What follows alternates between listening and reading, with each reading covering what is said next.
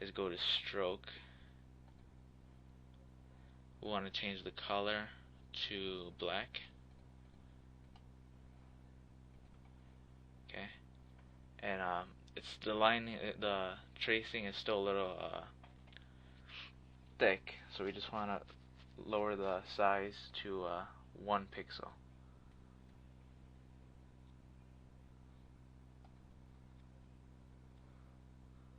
So you can see down here we have it's starting to look like a metal shape here.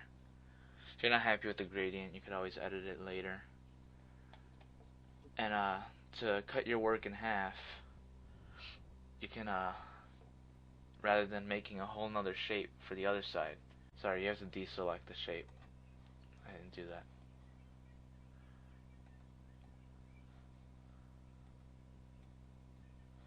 Okay, so what we want to do is go to layer, duplicate layer. It's right over delete layer. You can just name it whatever you want. Name it whatever. Okay, so we got another layer with the same effects. On your canvas, you'll notice you don't see another shape, but that's only because it's right up. One's on top of the other. So you want to go to Edit, Transform, Flip, Horizontal. So now you can see the other shape. Now you can just hit your Move tool.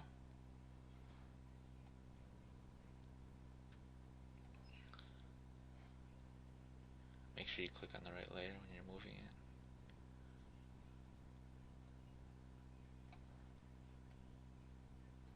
Okay, move the other shape down. You can put it, or you can just move it around to wherever you want it.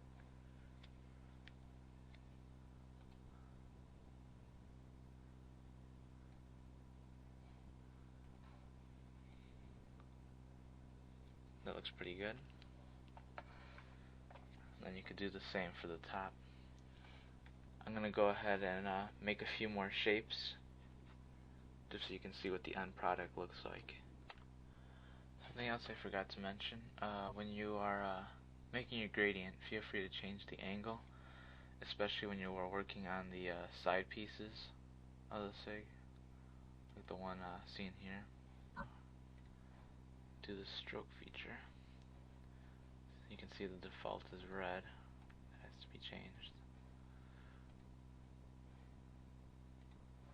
Okay, it's black, and as usual we will use our 1 pixel for the size. Okay, now that we have the shape, we will duplicate it.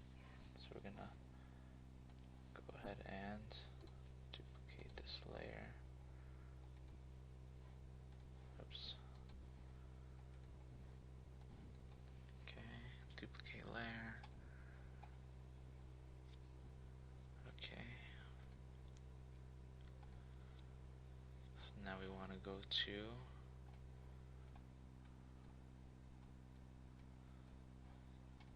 Edit, Transform, and Flip Horizontal. Okay. So now we have the other side.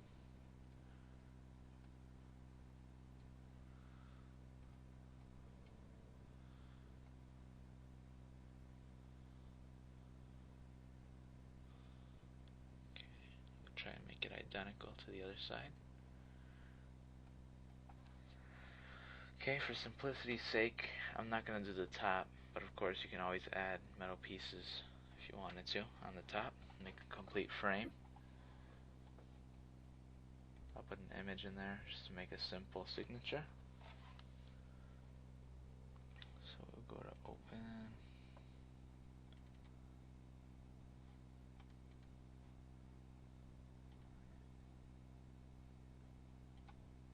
We use this samurai looking guy.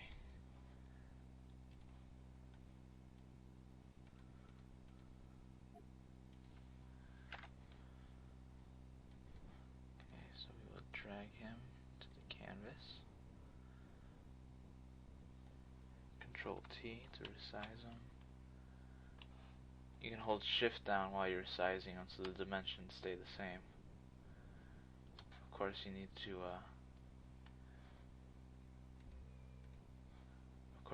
to use the corners to resize them if you're gonna keep the dimensions the same. Control T.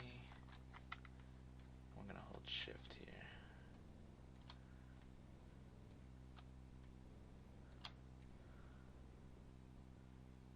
Okay.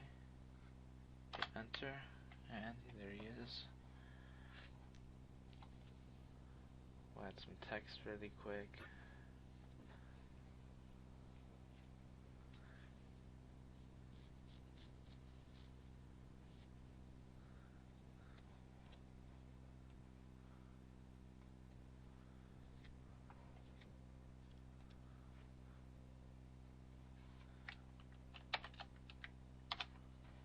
Make it a little easier to read here.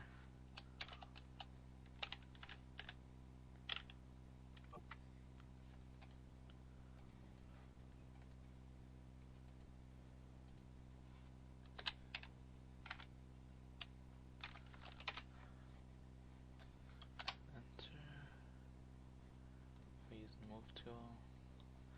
You can add any desired background effects. Just be sure not to get any.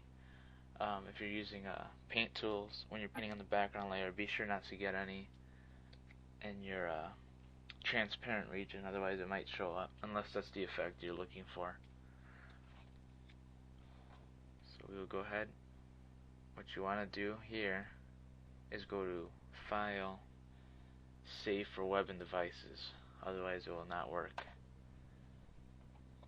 Okay, so we got our signature preview. I believe the Photoshop, when you first go to this, it's set at GIF. You don't want that. You want PNG24. It's the best option for when you're working with transparencies, as you can see we're doing here. So when you're done here, just go to Save. I'm going to go ahead and save it as on my desktop, just so we can find it easier. Whatever, doesn't matter. Okay.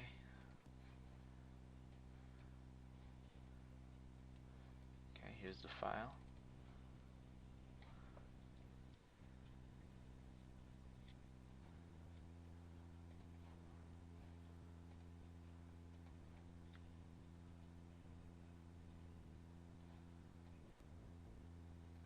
And there you have it.